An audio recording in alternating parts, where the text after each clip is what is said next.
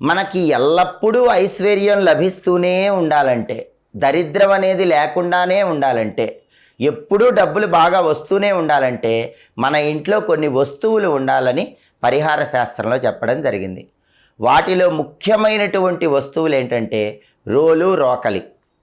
ఎందుకంటే రోలు అనేటటువంటిది పార్వతీదేవి స్వరూపం, రోకలి అనేటటువంటిది పరమేశ్వర స్వరూపమని ప్రామాణిక పరిహార శాస్త్రంలో చెప్పారు. ఏ ఇంట్లో అయితే రోలు, రోకలి ఉంటాయో ఆ ఇంట్లో శివపార్వతుల అనుగ్రహం వల్ల ఎప్పుడు ఐశ్వర్యం ఉంటుంది. అయితే రోలు, రోకలి ఇంట్లో ఉన్న వాళ్ళు విడివిడిగా ఉంచవద్దు. రోలు, రోకలి ఎప్పుడు కలిసే ఉండాలి, శివపార్వతులు ఎప్పుడు కలిసే ఉండాలి. ఒక ఇంట్లో శుభకార్యక్రమం కోసం పసుపు దంచితే రోట్లో అతి తొందరలోనే ఇంకా శుభ కార్యక్రమాలు జరుగుతూ ఉంటాయి. అంతటి శక్తి రోలు, రోకలికి ఉంటుంది. ఆ తర్వాత ఖచ్చితంగా ఇంట్లో ఉండాల్సిన వస్తువు చాట.